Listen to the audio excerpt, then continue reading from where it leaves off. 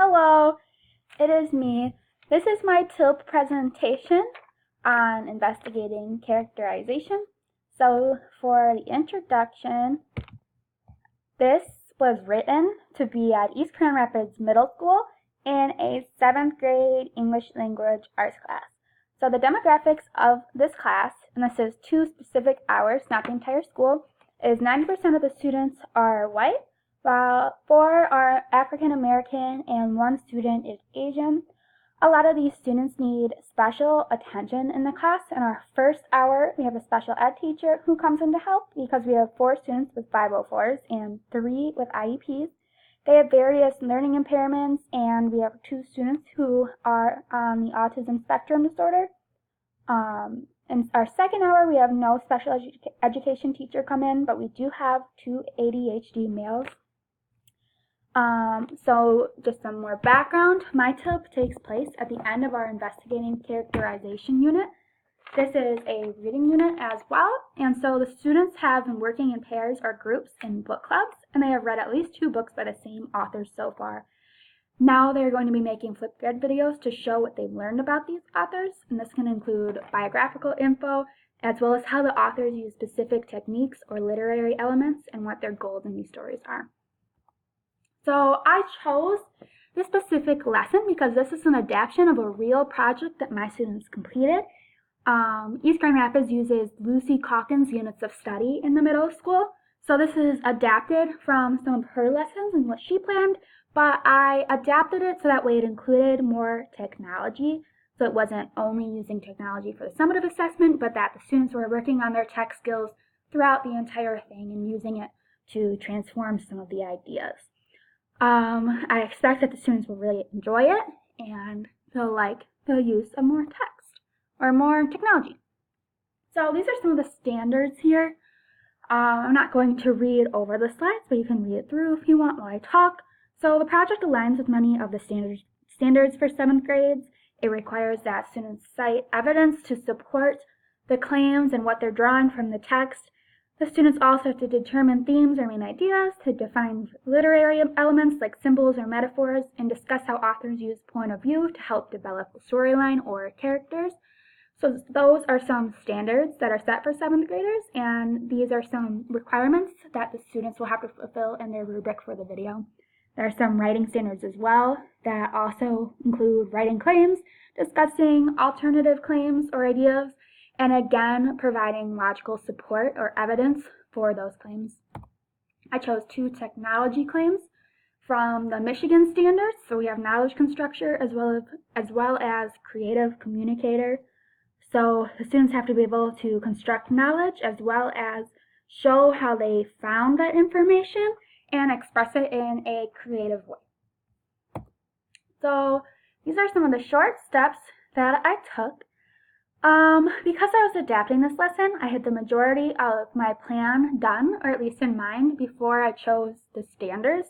So I was able to easily find standards that aligned to what content the project needed to contain, sort of because this was adapted from Lucy Calkins, so when I was looking at her lessons, she had already chose standards, so they all just fit together. I stuck with doing a Flipgrid as a summative assessment because it's very user-friendly and students really seem to enjoy it. It's also easy for them to include the educational content that they need to share, and it's just a good site all around. And all of this easily fits with the standards and with what the students need. So a description of some of the actual tech that I used here. The first thing we did was use Kahoot to re-explain directions.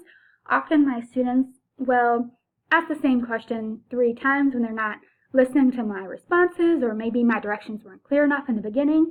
So using Kahoot to have kind of like a directions quiz amplifies the activity because students get engaged in listening to directions and being quizzed on them. They kind of get more competitive, and so they actually learn what's happening, and it helps the students remember better so they don't have to ask me as much in the future.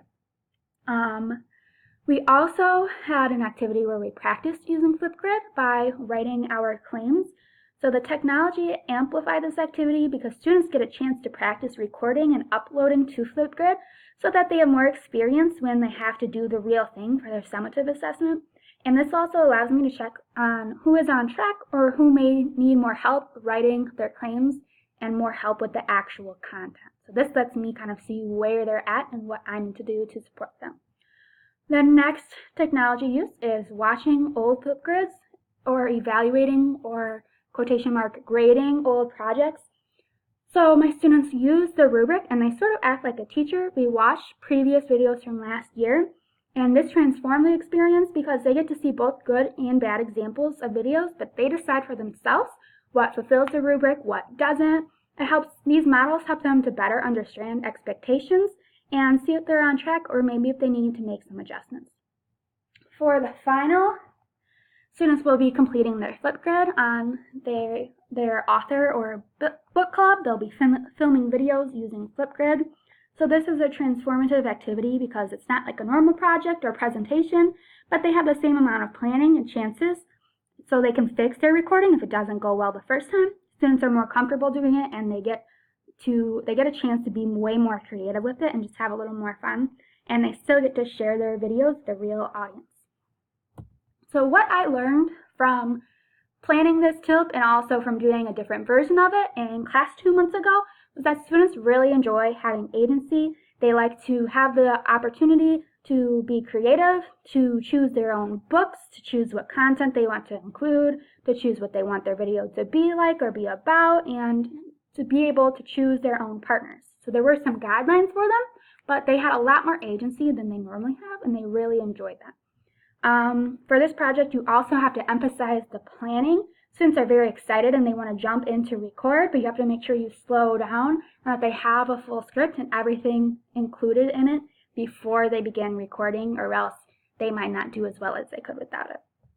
And I found that the grading previous models was also a great activity. It provides a real model and the students can see what actual students did, and it gives them an idea of what they need to do. So in conclusion, would I teach this in the future? Yes, I definitely would, because my students enjoyed it and they still learned the content from it. This was an activity we did. This was like our first unit, and students really got a feel for the classroom and for our community, and they just enjoyed it overall. How will this lesson plan change? This one won't, but really I've already adapted the original lesson plan we have, so I've made up for some issues and some bumps that were along the way. But if something else came to my mind, I would adapt it. And finally, are there new technologies that I want to learn? Always. I'm sure that there are always cool technology things that I can use for my class and maybe for this lesson, but I'm just unaware of it. I'm always open to using new tech, but the issue is that I often just have trouble finding this tech, or it takes me a long time to use it. So that was my TILP about our Flipgrid videos for book clubs and investigating characterization. So thank you. Have a good break. Bye.